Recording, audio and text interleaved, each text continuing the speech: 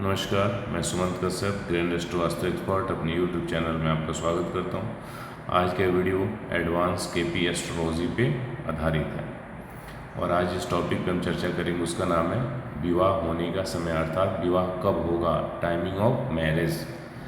इसको कैसे देखना है आइए देखते हैं। ये डिटेल्स आपके सामने। लग्न कुंडली ये आप देख रहे हैं। लग्न कुंडली के द्वारा वैदिक ज्योतिषी प्रेडिक्शन करते हैं। मेरी अधिकतर वीडियो केपी एस्ट्रोलॉजी पर आधारित होती है, इसलिए हमें इस लग्न वाले सेक्शन में आना है और यहाँ से इस केपी वाले सेक्शन में चलना होता है। इस केपी वाले सेक्शन में आप आएंगे, यहाँ से आने के बाद आपको इस भाव संधि चार्ट में आना होता है।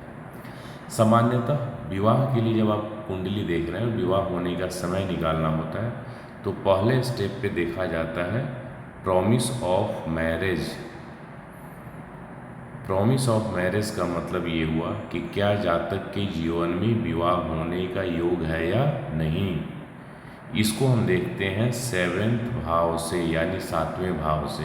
7वें भाव से कैसे देखना, यानी 7वें भाव के कस्पल सबलॉर्ड से, जिसको हम 7 CSL बोलते हैं।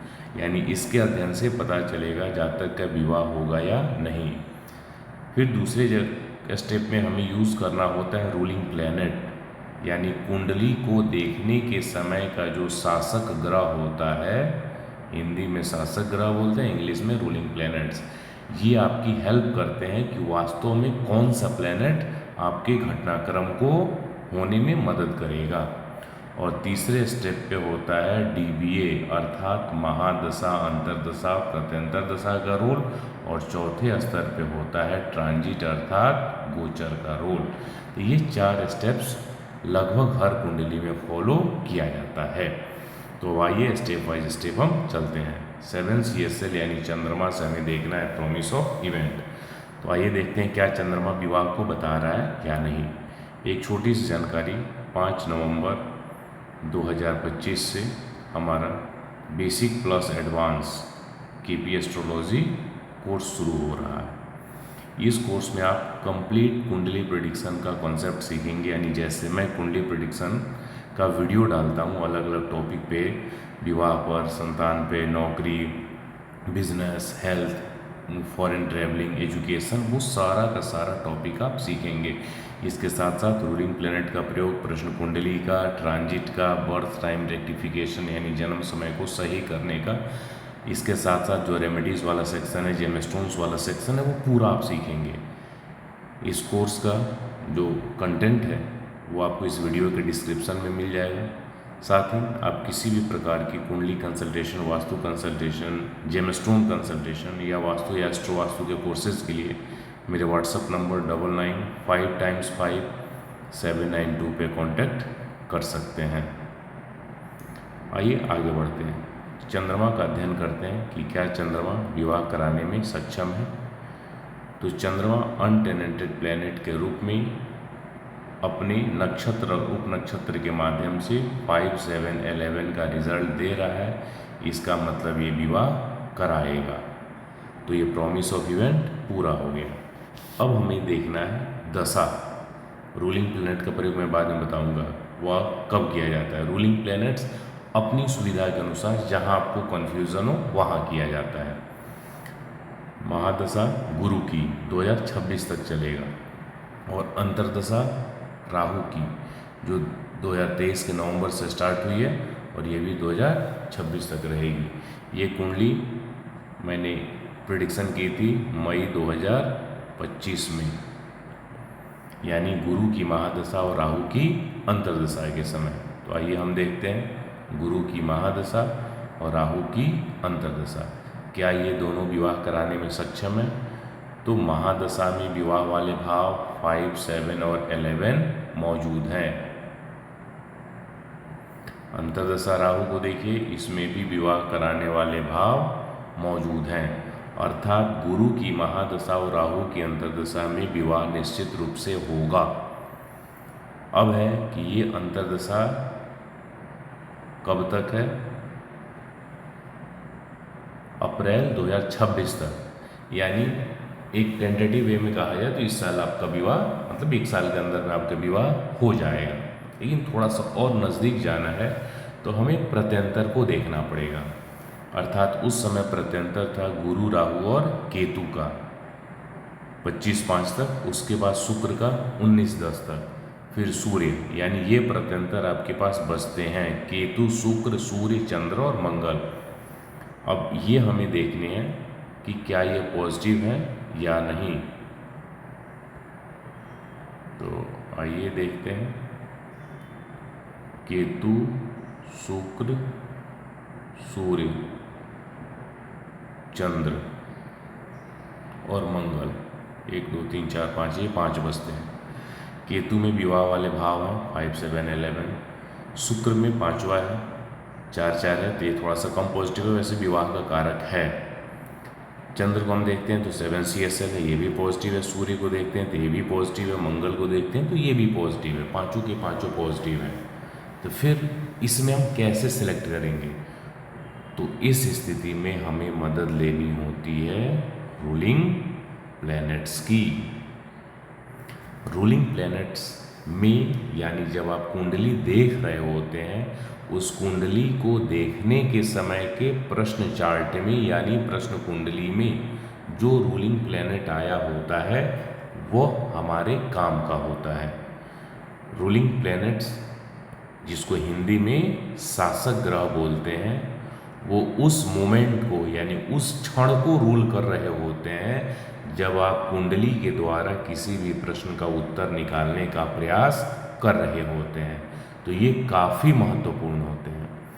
तो ये रूलिंग प्लैनेट्स के द्वारा सूर्य और मंगल, ये 2 रूलिंग प्लैनेट में निकल के आए, ज़्यादा पावरफुल थे। नॉर्मली 5 प्रकार के रूलिंग प्लैनेट है। मेरे वीडियो है रूलिंग प्लैनेट पे, आप देख लीजिएगा, आपको समझ में आ जाएगा। क्योंकि जब उसको भी मैं यहाँ डालूंगा तो वीडियो काफ़ी लंबा हो जाएगा और फिर आप जो मेन टॉपिक है उसको नहीं सीख पाएंगे। तो सूर्य और मंगल रूलिंग प्लैनेट्स में आते हैं, अर्थात वह यह इंडिकेशन देते हैं कि इसमें घटनाक्रम होने की संभावना अधिक है। अब देखते हैं कि सूर्य कब है। गुरु की महादशा, राहु की अंतरदशा, और सूर्य का समय है 19/10/25 से 1/12/25 तक, और मंगल का समय है फरवरी से लेके 4 अप्रैल तक, यानी इसका समय। तो ये 2 प्रकार के समय निकल के आ रहे हैं। यहाँ पे थोड़ा सा हमें ट्रांजिट को देखना होता है। तो ट्रांजिट में गुरु ग्रह जिस राशि में है और जिस नक्षत्र में है, कब, इस सूर्य के समय में, यानी जो रूलिंग प्लैनेट के द्वारा हमने जो अंतरदशा को फाइंड आउट किया है, ये अंतरदशा यानी सूर्य और मंगल, इसमें किसके समय कौन सा गोचर फेवरेबल हो रहा है या नहीं हो रहा, इसे देखना होता है। तो जैसे ही मैंने सूर्य के समय का गोचर देखा, तो इस समय का, तो गुरु चंद्र की राशि में, यानी 4 नंबर राशि में, और स्वयं के नक्षत्र में, यानी गुरु जो महादशा स्वामी है वो अपने ही नक्षत्र में। फिर से इस पॉइंट को समझिए, किसी भी घटनाक्रम के होने के लिए केपी एस्ट्रोलॉजी में गुरु ग्रह की ट्रांजिट देखी जाती है, और गुरु ग्रह अपनी राशि और नक्षत्र के माध्यम से घटना होने के समय पे प्रभाव डालता है, अर्थात वो घटना घटित कराने में मदद करता है। तो इस गुरु, राहु और सूर्य के समय में गुरु चंद्र के नक्षत्र में, चंद्र की राशि में और गुरु के नक्षत्र में था। तो क्या ये दोनों विवाह कराने में सक्षम है? तो चंद्र 7 CSL और गुरु महादशा स्वामी, और ऑलरेडी इसमें 5 7 11 भाव मौजूद हैं।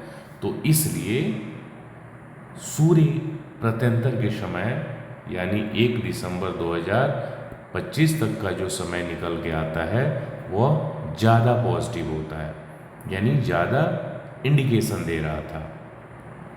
ये वाला समय ये ज़्यादा इंडिकेशन दे रहा था, यानी 90% ये श्योर कर रहा था।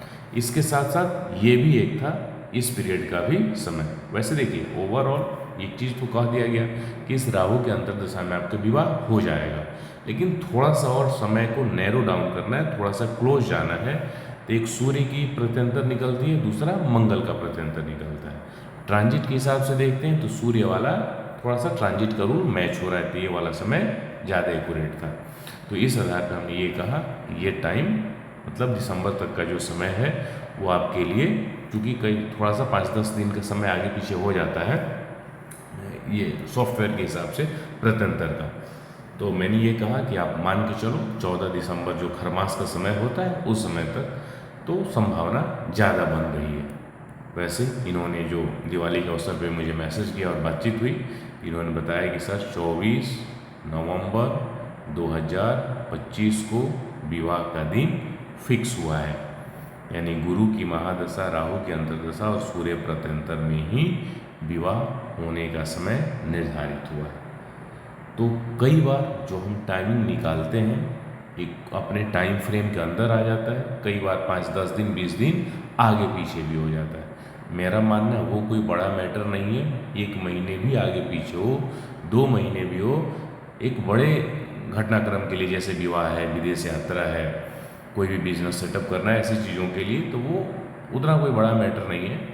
धीरे धीरे प्रैक्टिस से ये चीज़ें क्लियर होती जाती हैं, और कई बार सॉफ्टवेयर्स का जो अपना डाटा कैलकुलेशन होता है उसके आधार पे भी थोड़े वेरिएशन आते हैं, तो उसको लेके उतना चिंता नहीं करना है, क्योंकि यही डिटेल्स आप किसी दूसरे सॉफ्टवेयर में डालेंगे तो हो सकता है प्रत्यंतर का समय कुछ और आगे पीछे मिल जाए, अंतर्दशा का समय आगे पीछे मिल जाए, महादशा का समय आगे पीछे मिल जाए। तो ये तो हमारे हाथ में है नहीं। मैं एस्ट्रो से यूज़ करता हूँ तो नॉर्मली मैं इसी के हिसाब से समय देता हूँ, लेकिन साथ साथ 10-15 दिन 20 दिन का मैं एक टाइम फ्रेम लेके चलता हूँ कि आप थोड़ा सा आगे पीछे इसको मान के चलो। तो ये जो समय हमने संभावना बताई थी उस समय इनका विवाह का समय निर्धारित हो चुका है। उम्मीद है आपको ये कॉन्सेप्ट समझ में आया होगा। मिलते हैं दूसरे वीडियो के साथ। धन्यवाद।